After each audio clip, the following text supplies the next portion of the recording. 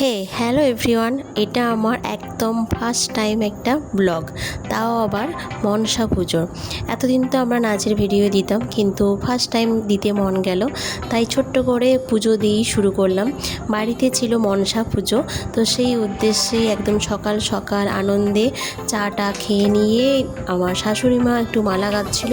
মালাটা সত্যিই খুব সুন্দর গাঁথা হয়েছিল।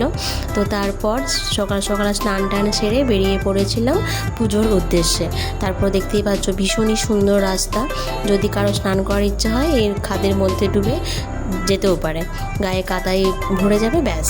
এই যে এটা হচ্ছে আমার মামা বাড়ি, এখানেই আজকে আমার পুজো হবে, মানে আমার নয় সরি, মানে মনসা পুজোর। তো সেই উদ্দেশ্যে আসা। আর আমার মা বাড়িতে মানে মা মনসা তো আছেই, তার সাথে মা মনসার আশীর্বাদে প্রচুর ফুল ফলের গাছও আছে। আর দেখেছো কত ফল ধরে আছে, কাঁঠাল, যেটা এখন খাবার সময় আর কি, তো সেই কারণে। আর এখানে আমার মাইমা আগেই বাড়ির পুজো টুজো সেরে নিচ্ছিল, যেহেতু পরে পুজোর জন্য বামুন ঠাকুর আসবে সেই কারণে। আর ওইদিকে আমার মা কাটছিল ফল পুজোর জোগাড়ে, আর এদিকে দুই খুদের সদস্য মিষ্টি খাওয়ার কম্পিটিশনে মারামারি করছিল। আর বাড়িতে অনেক অতিথি আপ্যায়ন করা হবে, তো সেই কারণে রান্নাবান্নাও চলছিল।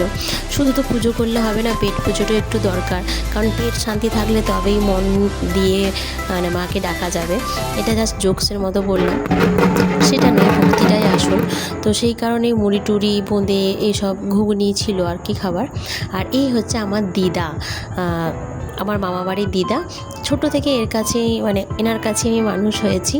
তো এক ছোট্ট একটা পুচকি এসেছিলো, খেলা করছিলাম ওর সাথে একটুখানি। তারপর আমার দাদু দিদা সবাই স্নান টান করে রেডি হয়ে গেছিলো, কারণ যেহেতু বামুন ঠাকুর চলে এসেছিলো পুজো করতে সেই কারণে। তো ব্যাস শুরু হয়ে গিয়েছিলো পুজোর প্রস্তুতি। প্রথমেই বামুন ঠাকুর এসে মন্দিরটাকে সুন্দর করে সাজিয়ে দিয়েছিলো, যা কিছু ফুল টুল ছিল সেই সব দিয়ে, রজনীগন্ধার। তো তারপর আমার মাইমা, ইনি হচ্ছেন আমার মাইমা, ইনি তো মাইমাও হাতে হাতে সাহায্য করছিল বামুন ঠাকুরকে, যাতে তাড়াতাড়ি পুজোর টাইমে পুজোটা শুরু হয়েছে। আর মা মনসা সত্যি খুব সুন্দর সাজে সেজেছিল, বাড়ির গয়না তো পরানো হয়েছিল, তার সাথে সাথে কিন্তু ফুল দিয়েও একদম মাকে সুন্দর করে সাজিয়ে তোলা হয়েছিল।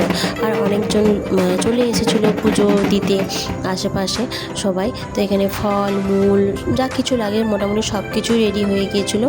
আর মা মনসার জন্য যেটা মেন জিনিস, কলা দুধ এগুলো দিয়েই পুজোর জোগাড় চলছিল। ওখানে তোমরা দেখতেই পেলে যে গাছে মনসা গাছের তলায় দুধ কলা দিয়াই হয়েছিল। তো সেই কারণে এদিকে ঢাক বাজানো, ঝাঁঝি বাজানো, শাঁখ টাক ঘণ্টা সুন্দর করে চলছিল। আর সত্যি বলতে গিয়ে পুজোর সময় যদি ঢাক বাজে, ঘণ্টা বাজে, পাশে ধুলো নয় ধূপের গন্ধ আর ওই ঝাঁঝি টাঝি বাজলে মন কিন্তু ভীষণই আনন্দে ভরে ওঠে। আর যেহেতু নিজেদের বাড়ির পুজো, তো সেই জন্য যেন আনন্দটা আরও বেশিই হচ্ছিল। তো যেহেতু আজকে দশর, তো সেই কারণেই এই পুজোর এত তোড়জোড় আর কি।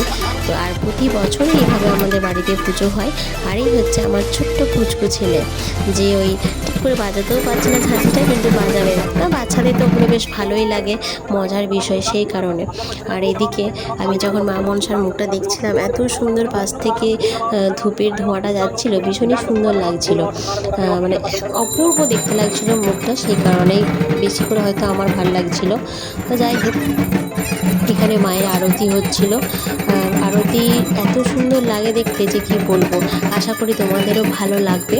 তো এই প্রথম আমি একটা ব্লগ দিলাম, যদি তোমাদের ভালো লাগে তাহলে অবশ্যই তোমরা কমেন্ট করে জানিও যে তোমাদের ভালো লেগেছে, তাহলে অবশ্যই আবার নেক্সট টাইম দেওয়ার চেষ্টা করব। এখানে বাড়ির সবাই ছিল একসাথে পুজো টুজো দেওয়ার জন্য, তো সেখানে সবাই আনন্দ করছিল, একদিকে পুজো হচ্ছিল, সব মিশিয়ে যেন দিনটা খুব সুন্দর কাটছিল। মানে এখানে তারপর পুষ্পাঞ্জলিও চলছিল। আর এত বড় একটা পুজোর ব্যাপার, তো সেই কারণে তোমাদের সাথে শেয়ার না করে পারলাম না। আর তারপরে পুজো হয়ে যাওয়ার পর প্রসাদ দিয়ে দিয়েছিলাম। আর ইনি হচ্ছে আমার দাদু, আগেই বলেছি। তো ছোটো থেকেই আমি কিন্তু দাদু দিদার কাছেই মানুষ হয়েছি। তো এই যে দাদু আমাকে খাইয়ে দিচ্ছে, এটা কিন্তু ছোটোতেও ছিল, এখনও আছে। তো এইভাবেই দিনটা আজকে আমি শেষ করলাম। সবাই ভালো থেকো, টাটা বাই বাই।